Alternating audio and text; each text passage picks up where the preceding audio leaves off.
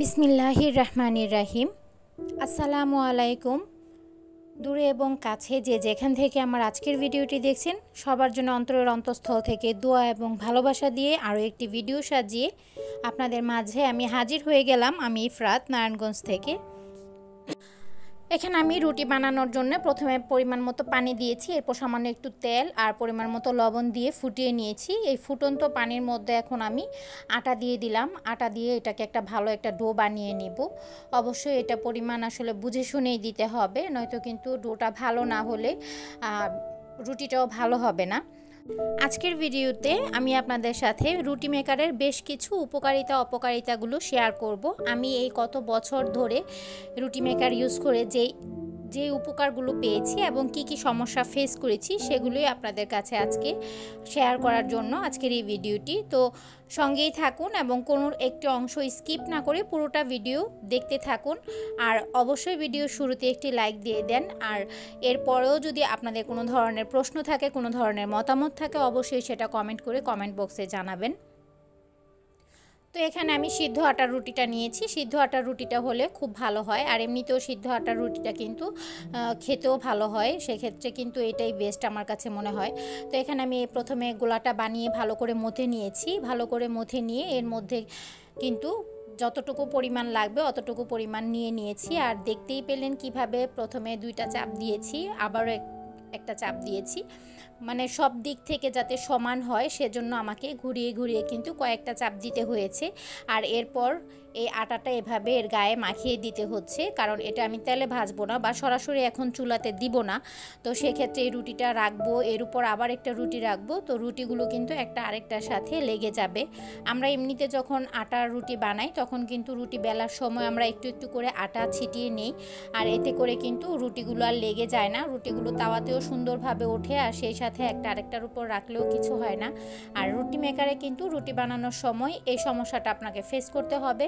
আর এভাবে হাতে আবার অন্য একটা বাটিতে অথবা প্লেটে নিয়ে সেটা আপনাকে এর গায়ে পুরো গায়ে মাখিয়ে নিতে হবে। এটা হচ্ছে একটা খুবই ঝামেলাকর আর একটা অপকারী একটা সাইড, সেটা আপনাদের সাথে আমি শেয়ার করলাম।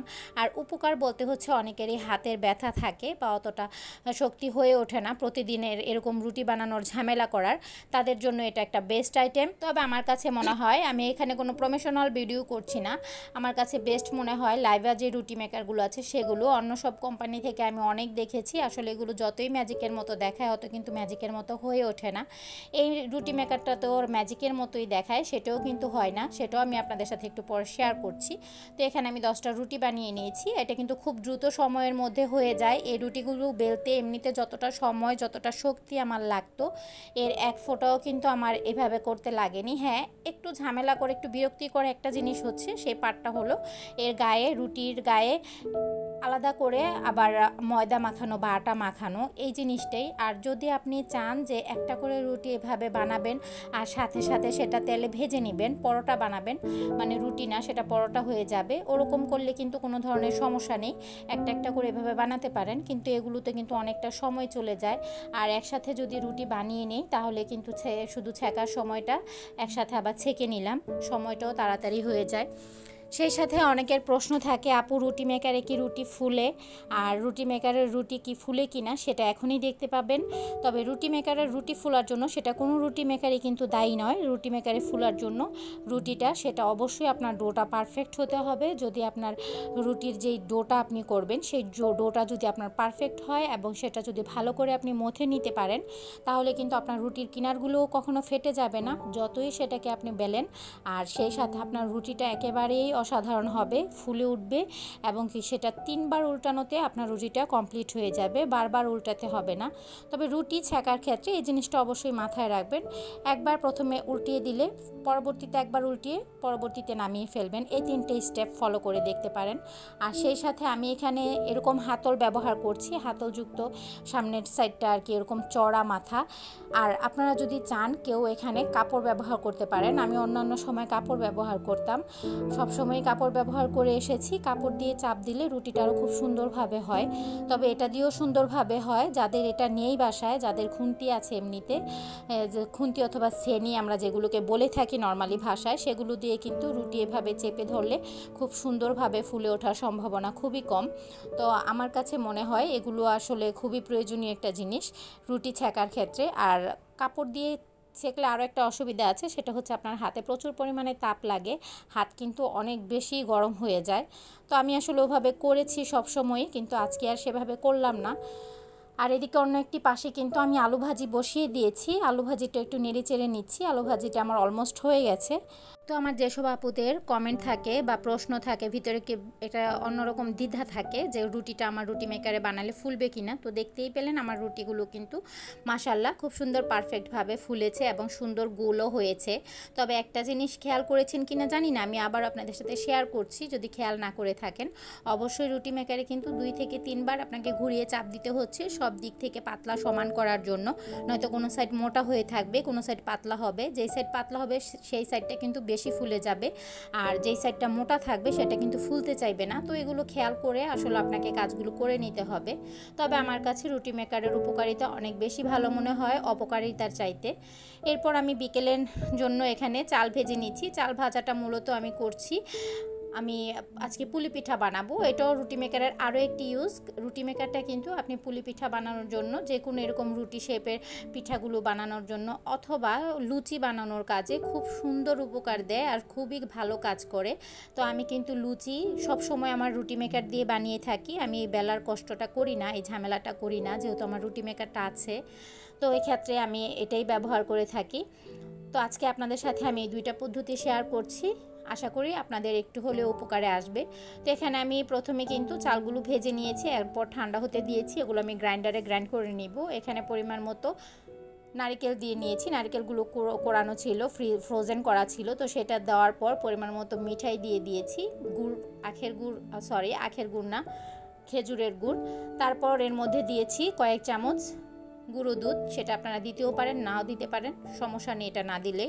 তো আমার কাছে ভালো লাগে সেজন্য আমি দিয়েছি। আর একটুখানি পানি দিয়েছি, যেহেতু এটা আমার ঝোলা গুড় ছিল না, সেজন্য একটু পানির প্রয়োজন ছিল, নয়তো নিচ থেকে কিন্তু লেগে যাবে। তো এখন এগুলো সব সুন্দরভাবে এরকমভাবে টানা টানা করতে হবে যাতে প্যানের গাটা ছেড়ে দেয়। তো এখানে কিন্তু আমার পুরটা রেডি হয়ে গেছে পুলি পিঠার জন্য।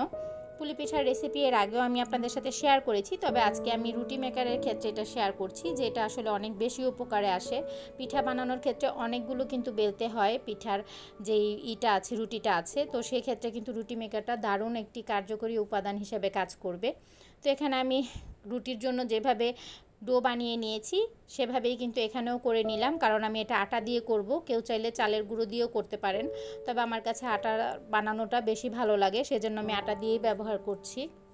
ভালো করে রুটির যে ডোটা বানিয়েছি সেটা মথে নিয়েছি। এখন ছোট ছোট করে নিয়েছি, কারণ এটা তো আর আমি রুটির মতো অনেক বড় বানাবো না, তাই ছোট করে নিতে হবে পরিমাণ মতো। সেটা আপনারা যে যার মতো পরিমাণ বুঝে নেবেন। তারপর দেখতেই পেলেন 2টা চাপে কিন্তু হয়ে গেল, কারণ এটা কিন্তু জাস্ট ছোট একটা ছিল, গোলা ছিল। তো ছোট গোলার জন্য প্রথমে একটা পাশ বেশি পাতলা ছিল, পরে আরও একটা চাপ দিয়ে ওই পাশটা আমি পাতলা করে সব দিকে সমান করে নিয়েছি। আর এরপরে আমি আপনাদেরকে কয়েকটা ডিজাইন শেয়ার করব, যেটা কিনা আপনারা এরকম পিঠা বানানোর ক্ষেত্রে ব্যবহার করতে পারেন। কারণ আমরা সব সময় এক রকমের পুলি পিঠার ডিজাইন দেখে কিন্তু একটু একঘেয়েমি লাগে, একটু যদি অন্যরকম ভিন্ন ধরনের হয় তাহলে কিন্তু দেখতেও ভালো লাগে, খাওয়াতেও একটা অন্যরকম মনে হয় যে নতুন কিছু খাচ্ছি এরকম। তো এখানে এই নতুন ডিজাইনটা করার জন্য আমি কাঁটা চামচের ব্যবহার করছি। আপনারা কেউ চাইলে ওয়ান টাইম যে কাঁটা চামচগুলো থাকে সেগুলোর ব্যবহার করতে পারেন। আর বাসায় যদি টুথপিক থাকে তাহলে সেক্ষেত্রে টুথপিকটা দিয়ে এভাবে করে নেবেন, তাহলে বেশি সুন্দর হবে। আমার চাইতেও বেশি সুন্দর হবে ইনশাল্লাহ, কারণ আমার এটা টুথপিক দিয়ে করার ছিল, কিন্তু আমার বাবু সবগুলো টুথপিক নাকি শেষ করে ফেলেছে খেলে, তো সেজন্য আর আমি টুথপিকটা পাইনি কাজের সময়। তো আমি এটা দিয়েই ব্যবহার করে এভাবেই করে নিয়েছি। সেজন্য বললাম আপনারা যখন করবেন টুথপিকটা ব্যবহার করার চেষ্টা করবেন, এতে করে আরও বেশি সুন্দর হবে, একেবারে পারফেক্ট হবে। আমি কিন্তু আমার এই রুটি মেকারটা আজ থেকে প্রায় 7 বছর আগে কিনেছি। এটা আমার শ্বশুরের টাকা দিয়ে কিনা। আমাদের একটা বড় আম গাছ ছিল, সেই গাছটা আসলে আমরা না চাইতেও কাটতে হয়েছিল, অন্য সবার এখানে গাছের পাতা পড়ে সেজন্য, মানে সবাই আমাদেরকে অ্যাকচুয়ালি বাধ্যই করেছিল এই গাছটা কাটার জন্য। এই গাছটা কাটার কারণে আমরা আসলে অনেক বেশি গরম ভোগ করি, যা কখনোই আগে ছিল না। এখন আমাদের এসির নিচে থেকেও আসলে গরমের অশান্তি থেকে আমরা রেহাই পাই না।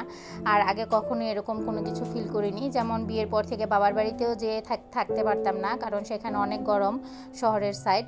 আর আব্বু শুধু বলতো এখানেই তো থেকেছো, এখন কেন থাকতে পারো না। আসলে এটা বললেও এটা আমার অভ্যাস হয়ে গিয়েছিল এখানে থেকে।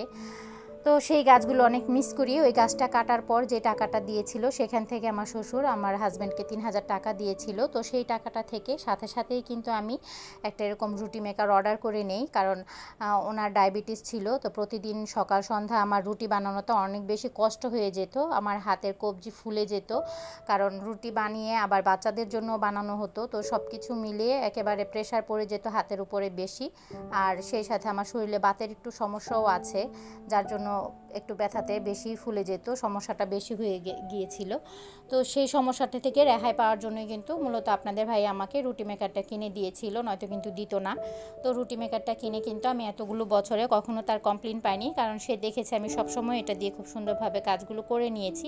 আর যদি এটা ফেলে রাখতাম তাহলে সে কিন্তু এটা নিয়ে খুবই বেশি ব্যান শুরু করতো, কেন কিনেছি এতগুলো টাকা দিয়ে ফেলে রেখেছি, এই সেই হাবিজাবি। তো এটা কিন্তু আমার রোজগার না হলেও যখন খুশি তখনই কিন্তু লেগে যায়। আর যদি রুটি খেতে হয় তাহলে কিন্তু এটা প্রতিদিনেরই প্রয়োজনীয় একটা জিনিস। আর এটা নষ্ট হওয়ারও কোনো ভয় নেই, এটা কিন্তু খুব সুন্দর, সেদিক থেকে কোনো নেই যে এখান দিয়ে ভেঙে যাবে বা ওখান দিয়ে খুলে যাবে, এরকম কিছুই কিন্তু হবে না। তো এখানে আমি আরও একটি ডিজাইন আপনাদের সাথে শেয়ার করছি। সেটা করার জন্য অবশ্যই ছুরির যে মোটা সাইডটা আছে সেই সাইডটা দিয়ে কিন্তু আপনারা এভাবে হালকা হাতে আলতো করে দাগ কেটে নিতে পারেন, এতে করে উপরে সুন্দর একটা দাগ পড়ে যাবে। যদিও আমার ভিডিও লাইটের কারণে এখানে স্পষ্টভাবে বোঝা যাচ্ছে না, তবে আপনারা বাসায় যখন করবেন তখন কিন্তু দেখতে পাবেন সুন্দর ডিজাইন হয়ে গেছে। তো এখানে আমি কয়েকটা ডিজাইনেরই আজকে করে নিব, আরও কিছু করার ছিল, কিন্তু সন্ধ্যায় বাবুর খাবারের সময় আসলে দেরি হয়ে যাচ্ছিল। তো সে কারণে আমি অনেক বেশি তাড়াহুড়া করছিলাম, কারণ পিঠা তো আর একটা দুইটা না, অনেকগুলো পিঠা। যদিও মেয়েরা সন্ধ্যার নাস্তা হিসেবে সেগুলো সন্ধ্যাবেলায় খেয়ে ফেলেছে আলহামদুলিল্লাহ। আমি আসলে অবাক হয়ে গিয়েছিলাম যে এতগুলো পিঠা বানিয়েছি, হয়তো বা থাকবে কালকেও সকালেও বা খাবে ওরা, কিন্তু দেখলাম যে না, ওরা সন্ধ্যায় খেয়ে নিয়েছে। ওদের আসলে অনেক বেশি পছন্দের এই পিঠাটা।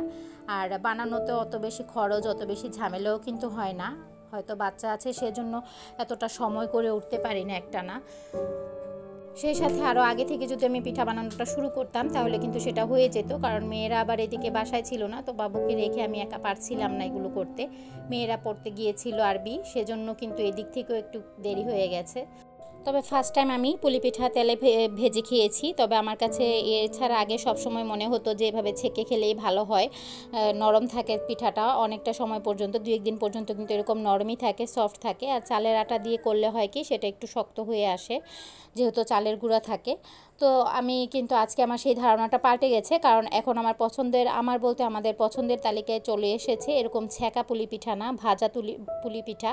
কারণ তেলে ভাজা পুলি পিঠাটা খেতে এত বেশি স্বাদ লাগছিল, এত মুচমুচে লাগছিল, আমি আসলে এটা বলে বোঝাতে পারবো না। আমি জানি না আমার কোন আপুদের কাছে কোনটা ভালো লাগে, তবে আমার কাছে তো আজকের পর থেকে তেলে ভাজা পুলি পিঠাটাই বেস্ট মনে হচ্ছিল। তো আসলে আজকে অনেক কথা শেয়ার করে ফেললাম। তো সবশেষে আপনাদেরকে সংক্ষিপ্তভাবে এইটুকুই বলতে চাই, আপনারা যদি কেউ এরকম ভালো কোম্পানি ব্র্যান্ড দেখে রুটি মেকার কিনতে চান তাহলে নির্দ্বিধায় কিনতে পারেন, কোনো সমস্যা নেই। অবশ্যই এটার ফিডব্যাক ভালো পাবেন। সেক্ষেত্রে আপনাকে কোম্পানিটা একটু ব্র্যান্ডটা ভালো করে নির্বাচন করে নিতে হবে। আর এই তো আমার পিঠাগুলো কিন্তু একে একে বানানো হয়ে গেছে, শেষ পর্যায়ে চলে এসেছে, এখনও ভাজা হচ্ছে। তো দেখিয়ে দিলাম কতটা মুচমুচে।